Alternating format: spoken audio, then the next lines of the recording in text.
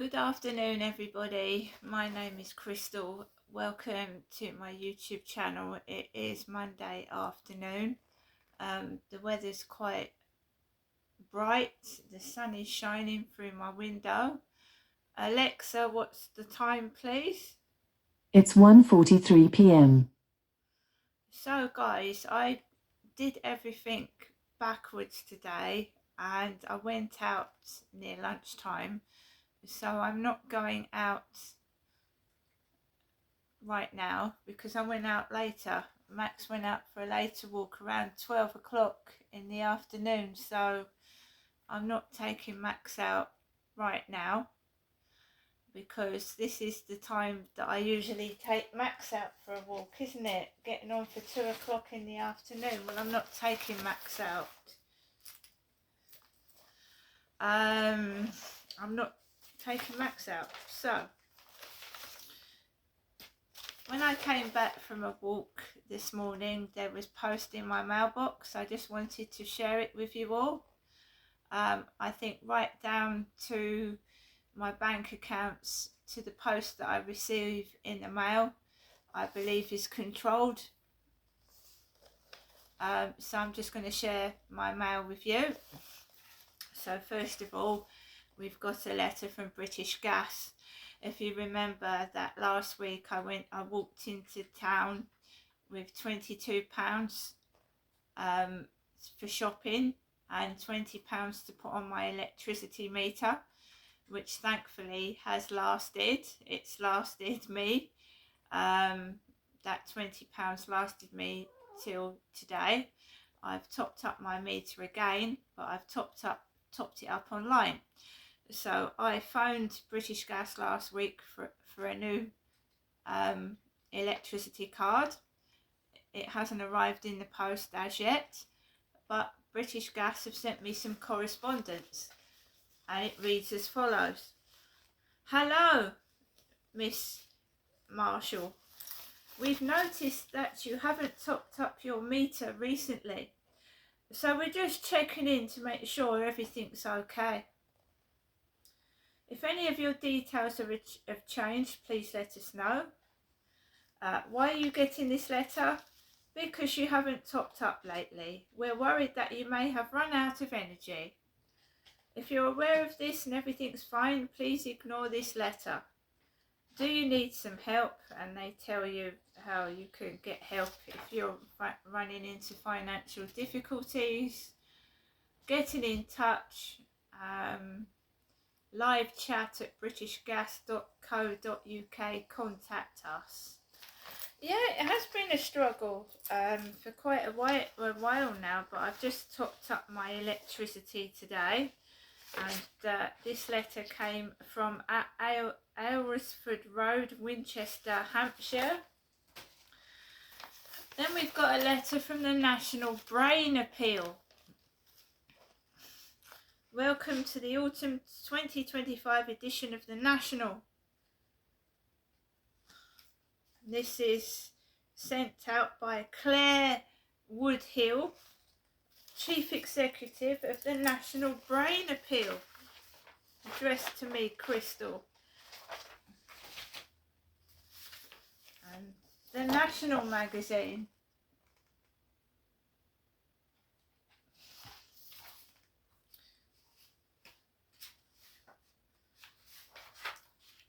That's Claire Woodhill. So right down to my post is being controlled. My whole life, I believe, is being manipulated and controlled. I don't know whether it's my mother doing it or she's working alongside other people that are controlling my life. I'm a fully blown adult. Is she doing it for other reasons along with other people? I don't know. This is why I'm logging everything in my life from the time I get up to the time I go to bed and trying to see what the pattern is with all this TikTok harassment, Facebook, dating sites where I'm not meeting guys on dates. These are just controlled people coming into my dates and trying to gather information about me and use it against me. I'm not getting any dates at all with real men. So I remain stuck in my flat, unable to meet anybody because my life is being controlled. And I'm not mad, it's the truth. So this National Brain Appeal letter has come from the National Brain Appeal, 3rd floor, Ormond House, 2627 Boswell Street, London.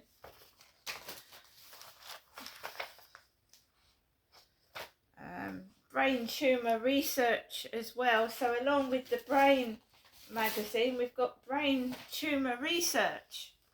So 2 items of post to do with the brain.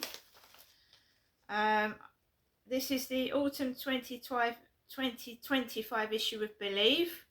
Brain tumour research. All to do with the brain.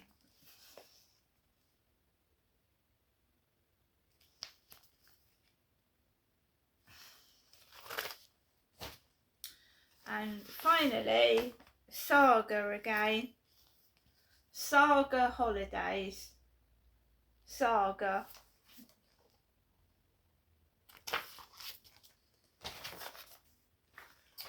Which I won't be going on holiday abroad because I don't have a passport. I can holiday in the United Kingdom, I just can't go abroad, so I won't be going abroad anywhere. So why people are sending me holiday catalogues, I haven't got a clue. But this happens to other people that are targeted. They send mail out in derogatory names to your address, which is very upsetting. I just throw these things in the bin now, but I also screenshot it first because you get the police saying you're crazy, you're mad, it's in your head, and it's not. And then you get accused of sending this mail to yourself, which is absolutely ridiculous. Why would you send mail to yourself with disgusting names on it? That's absolutely outrageous. But all these excuses that the police come up with, especially to try and make out that, well, to not let the truth come out, basically. Saying you're mad, you've sent it to yourself, you're crazy, it's bullshit. Why would you want to upset your own self so much that it causes you stress, you feel ill? So I screenshot my post, keep a record of it. It's all the post that I've got today has been catalogued with everything that's happened through my day, trying to pay a bill, not take money out, pay a bill, and I've got a woman telling me I can't do it with my own money. I mean, that's absolutely bloody ridiculous, but there you go. So I managed to, after the Morrison's delivery that I had this morning, I managed to get out and take Max for a walk amongst all this harassment, bullying about my weight, my name, everything else, driving me round the bend with no help and support. I still haven't heard anything back from Talking Therapies. There's supposed to be a counselling service, but apparently I don't qualify for it, even though I feel so depressed sometimes I can't leave my flat. It's ridiculous. I can't get counselling. I can't get help from social services. I can't get any help whatsoever, so I'm just left to cope with this by myself. And sometimes it's so fucking unbearable, I don't know what to do, but I just cling on for dear life and carry on. I don't know what it is, who's doing it. I know my mother's involved in it, but she won't tell me the truth, so how can I get it out of my mother when she won't tell me the truth? She's obviously relaying information back to somebody, because why the hell would she keep asking me where I am? And then go quiet when I don't tell her. So I went out this morning. There was a man sat on a bench dressed up like my father Derek. Tatty clothing, funny hat on, and grey hair with his long pointed nose. It was often said that my dad looked like he was royal because of his long nose. So there's this guy sat on a bench, and then this young lady with a plait in her hair down the back with 2 dogs is walking behind me, so at least there is someone else on the field, while this character I've never seen before is sat on a bench dressed up looking like me late departed father Derek. So I walked past him, walked Max, and all that's on the field is that young lady with 2 dogs, but at least there's someone on the field and it's not empty. So I walked around the field, started to walk off, and there was a bike chained to a pole outside Costa Coffee. And the guy must have been in Costa Coffee, because I started walking down the path. The grey-haired man with glasses, as soon as I started crossing the road towards Costa Coffee, came out, rushed out of Costa's and got his bike. I carried on walking past the co-op where that silver car a week ago had driven straight onto the pavement in front of me, and there was an old man sat down with a dog, and there was a couple of old people coming out of the co-op.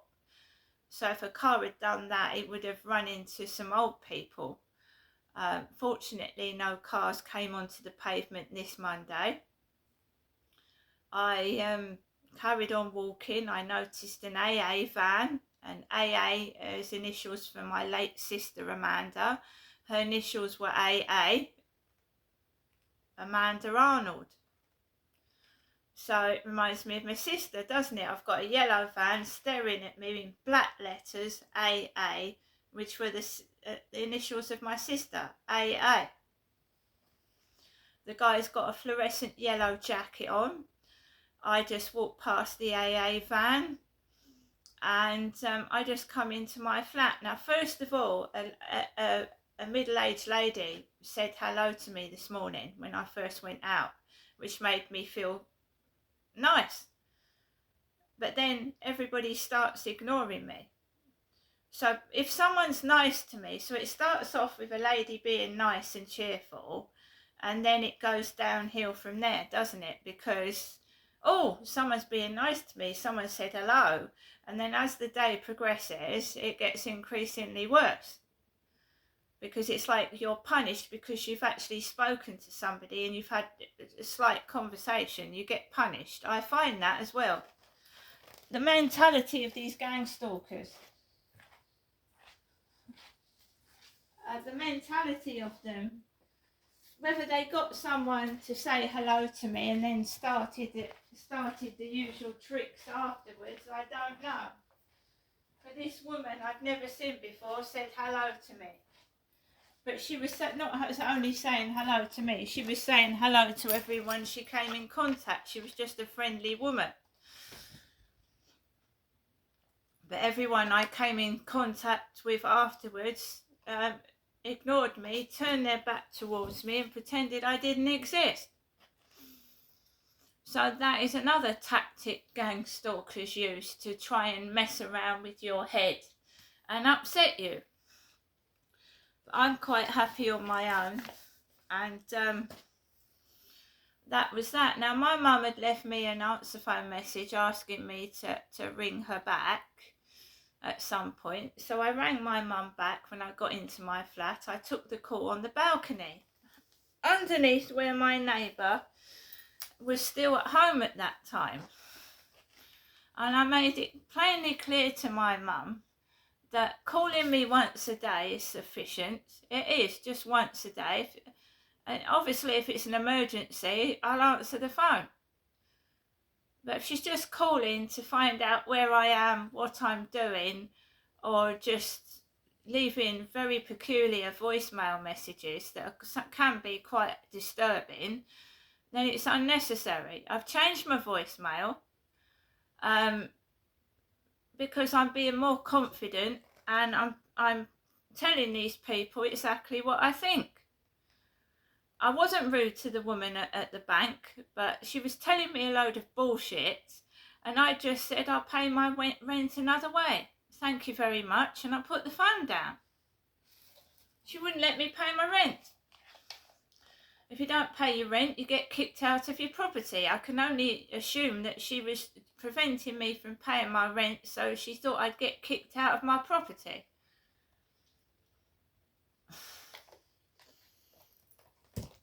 So I rang up the landlord directly and I paid what I could, and that's it.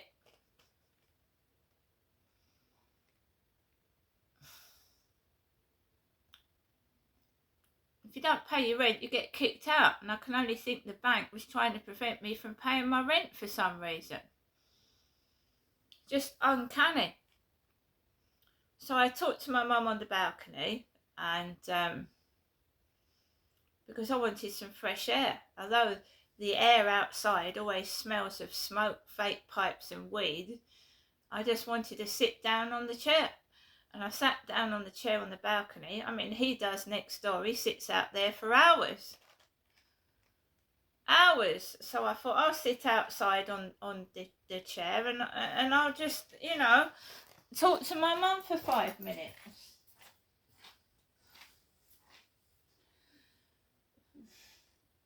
So I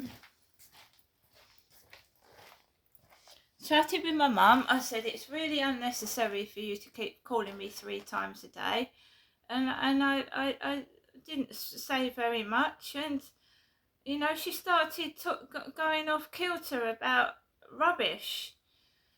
And I'm not being nasty, but I don't want to hear about placentas and all that kind of thing. So why she was talking about giving birth to me and placentas, I don't know. But that's my mother. So I just, said, just once a day's enough. Where are you? She said. I said, why do you want to know where I am? So I just put her off the trail. And I can't trust my mother. She said she needed some stamps. She needed to ask Sue, her next door neighbour, to get her some stamps. I don't have a next door neighbour called Sue, and no neighbour does any shopping for me. I've been struggling by myself, and the last time I went out was to Asda. I haven't gone to the Co-op this morning, no, because I don't like all the gossip. I don't like the shit. Obviously I'll go in there at some point, but when I'm good and ready. Because that feels like staged theatrics in there, like they're actors acting. And if you go into the Narc Survivors YouTube, he talks about how people mimic, and how that they're actors and actresses mimicking what you're wearing, your mannerisms, the way you talk, speak. It's not in my head, okay? I'm not crazy. And then we had something, it's all to do with my mother, my mum Jennifer, because she had a mental health nurse called Ben that was supposed to come from Maidstone. And there was some bed place with Ben on it, down my road, not down my mother's, down mine. Ben everywhere, Ben. They're trying to cover up horrific sexual abuse. My father abused me when I came down from Gloucestershire in the house where I stayed with my parents. He abused me over a number of months, and on one occasion, yes, I am accusing my dad of raping me, but that wasn't in the house, that was at a holiday camp park. And someone was organising for my dad to take me to these places where I was being habitually sexually abused on several occasions. And he would tell everybody I was his wife, and in fact I wasn't his wife, Jennifer, I was his daughter that he was abusing. So these people are covering up horrific abuse to myself by making out that I'm mad and I'm my mother, and that's a load of bullshit. And I'm speaking up about it now. No amount of money can shut my mouth. I'm not interested. I'll go without. I will struggle. If I'm thrown out of my flat, I'm thrown out of my flat. I will not be given money to shut my mouth up.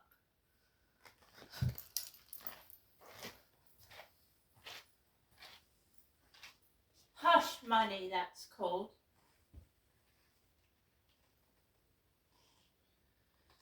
So yes, if you want it in cold black and white, I was habitually molested by my father in 2008 till 2011. I did go to the police and I was told to retract my statements or I would go to jail. This is why I have an ongoing issue with the Kent police.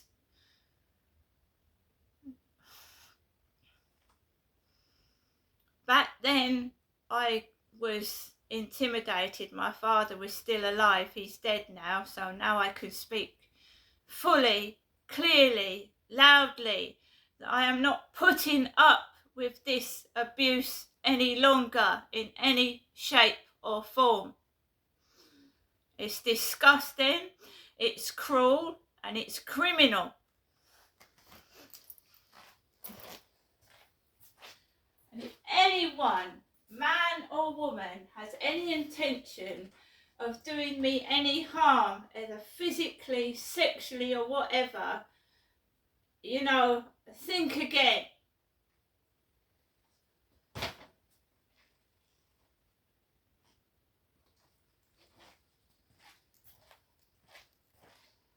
And I've said it, right? So go onto my TikTok, make derogatory names, you're being screenshotted, you're being sent to the police. The police will be forced to do their job properly because I'm going to take the police to the top, right? I don't want to be distracted by filthy men, dirty messages, and people trying to blackmail me for photographs. You picked the wrong one this time.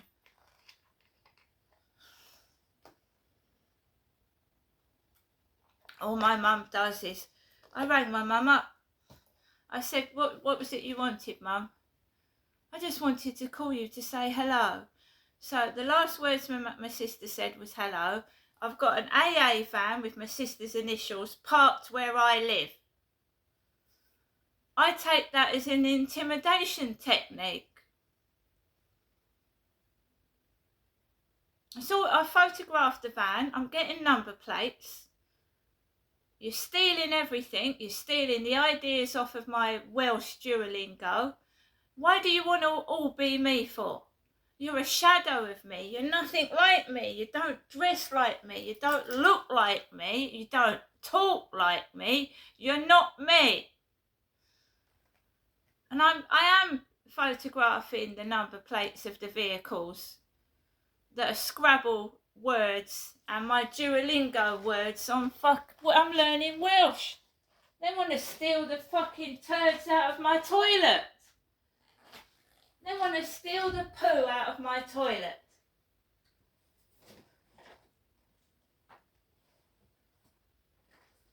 I can prove it to you guys. I'll ask Alexa, what is DU in Welsh? DU in Welsh is D-E. D.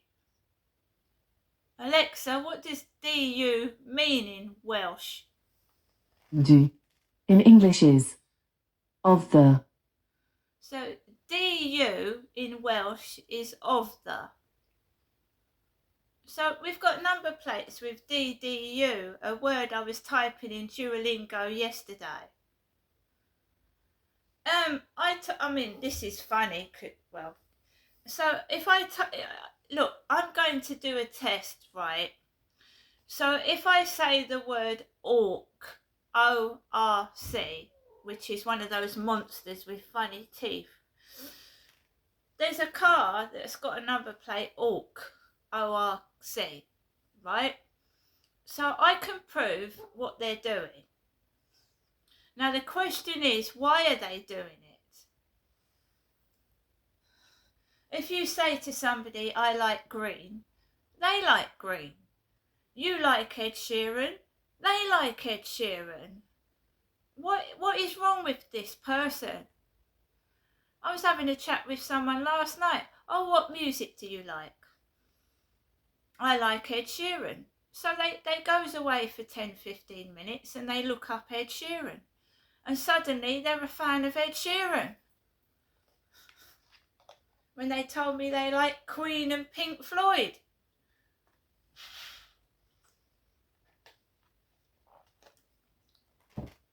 I like collecting frogs. Oh, I like collecting frogs as well. Oh, I like to go out to so-and-so. Oh, I like doing that as well. They haven't got a mind of their own. It's really weird. It's also scary because you are your own unique person. And when somebody wants to copy the way you look, dress, speak, act, and take away your hobbies, it's scary. It's actually quite frightening. It's not actually flattering. It's actually scary. It's like they're clones of you. It's like Dolly the sheep, yeah? Copying a sheep. But if you go into the Narc Survivors live stream, he explains it better than I do in more professional terms, because I'm just a member of the public that I've been abused by my dad, and this is all to hide the abuse of my father. So I'm more trying to relate to people, not only that are being gang stalked, but they've been sexually abused as well, and I'm being gang stalked to shut my mouth. I'm being intimidated and frightened to leave in my own home so that I don't tell anybody. And it's been going on since I was a kid, but I really first noticed that I was being gang stalked in 2006. That's when I got awakened to what was going on, and somebody tried to convince me I was nuts and going mad. And then I came across the Narc Survivor, and I thought, that is what is happening to me. I'm not mad. So in my case, they're doing it to me to shut my mouth. And if they keep me contained in one area, because YouTube goes all the way around the world, doesn't it? So they're trying to keep me locked up and isolated in this flat so no one sees me, because they don't want anybody to recognise me and find out what's been going on. There's also the thing about these pictures that they've been stealing from myself. Personal photographs as well, which I think is to do with pornography mixed in with the mix as well. The men I was meeting on dating sites, I think they were filming pornography, pretending to be with me, but filming porn.